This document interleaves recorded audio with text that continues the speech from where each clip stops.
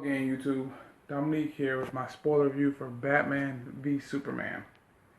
I'm getting a lot of flack from people who generally like the film, saying that I don't like the film simply because Superman lost the fight. That's simply not the case. I went in knowing full well that Superman was going to lose the fight. The reason I don't like the film is because of the subpar directing, the muted color palette, the horrible script, and the bad pacing. Zack Snyder is not a good director. He's always been style over substance, and he displayed that even more in this film.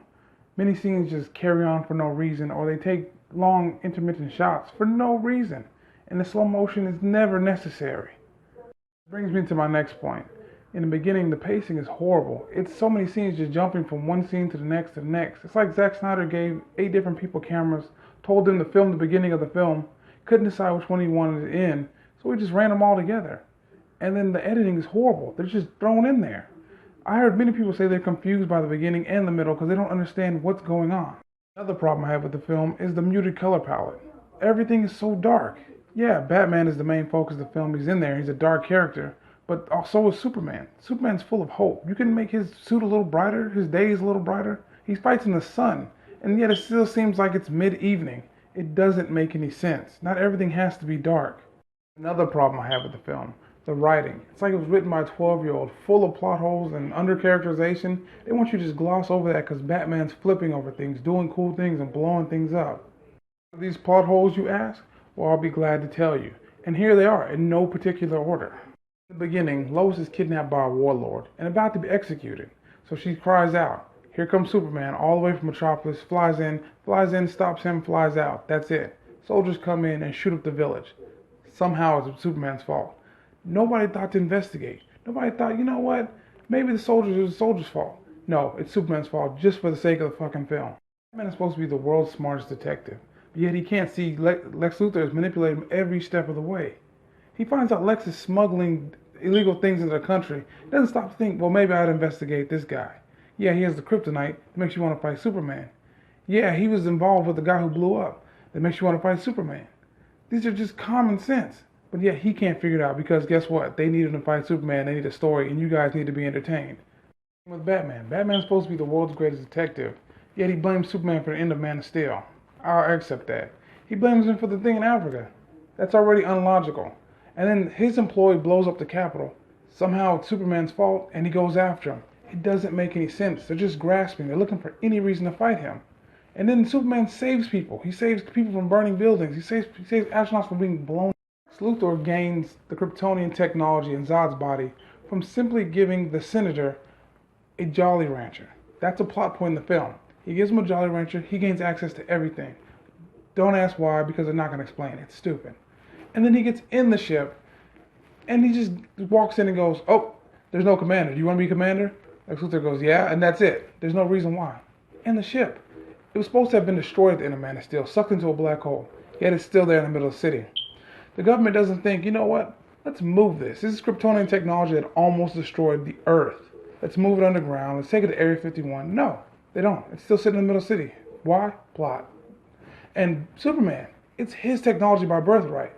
Does he move it? No. Does he pick it up and hide it? No. Does he guard it? Nah, he just lets the government have it. Why? Because plot. As I said earlier, Superman heard Lois crying for help all the way in Africa. He was in Metropolis. He goes in self-imposed exile. He hears Lois falling off a building and doesn't say where he was. I'm pretty sure he wasn't in Metropolis. He hears that. Okay, it's part of his thing. His mother gets kidnapped, brought to Metropolis, or maybe Gotham. Doesn't matter. He's in the vicinity. Can't hear it. He has to go fight Batman. But he can't hear his mother. He can't hear his mother, but he can hear Lois all the way in Africa. Superman's forced to fight Batman. He approaches Batman and he wants him to help him find his mother. Instead of stopping him and saying, hey, they have my mother. I don't want to fight you. He goes and fights him because he has to.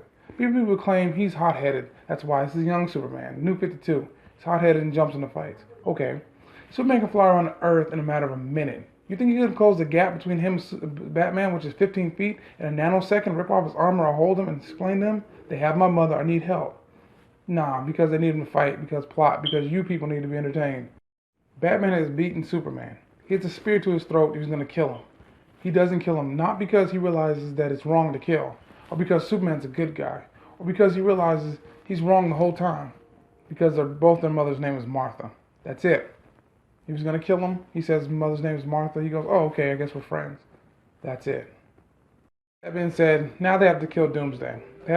So they pick up the kryptonite spear, and instead of giving it to Wonder Woman in Amazon, who's as strong, if not stronger than Superman, and letting her throw it through Doomsday, Superman has to pick it up, fly into Doomsday, get stabbed, and die. There was no reason for this. None. With that being said, I'm not mad because Superman lost the fight. I saw that coming. I'm a little upset that he lost so badly, but it doesn't detract from the score. What really made me mad was that they really killed Superman and didn't have the audacity to say that was death of Superman, the most iconic storyline in comic book history, and they shoehorned it in like that. Are you fucking kidding me? The only thing Superman did in this film is cry and mope the whole time. When they yelled at Superman for doing something wrong, he just lowered his head and cried. When they addressed him, Superman, what do you think? He just lowered his head and cried. No character development at all. This is ridiculous. And then when it comes time for him to explain himself, to stand in front of the Senate, to stand in front of millions of people watching, and explain that he is for truth, justice, the American way, that he is a good guy. That those people died because it was either let Zod destroy the Earth, or do the fight with Zod and kill a few people. The Senate blew up.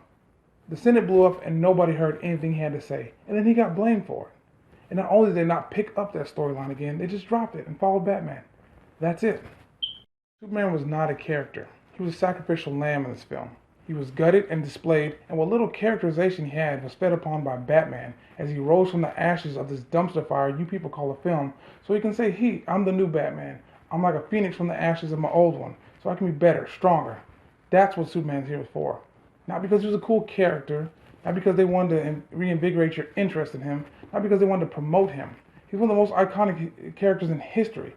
Not only did they waste Superman, they wasted two iconic villains. Doomsday, one of the strongest, most important villains in Superman's villain history. Wasted him. There was no use for him. He was a fucking wreck. Lex Luthor. Lex Luthor is supposed to be strong. He's supposed to be headstrong. He's supposed to be physically strong. Very imposing. He'd be the type of guy you think would stand up to Superman. This one was a cackling weasel. That's it. And he didn't evolve through the whole film. At the end, he didn't turn strong. He didn't become that character that you know and love. Lois Lane, supposed to be the epitome of a strong woman, did nothing in this film. Nothing. She wasn't even worth being in this film. There's no reason for her to be in this film. And for all this lack of characterization, everybody just loves the film just because Batman got his good deed out of it.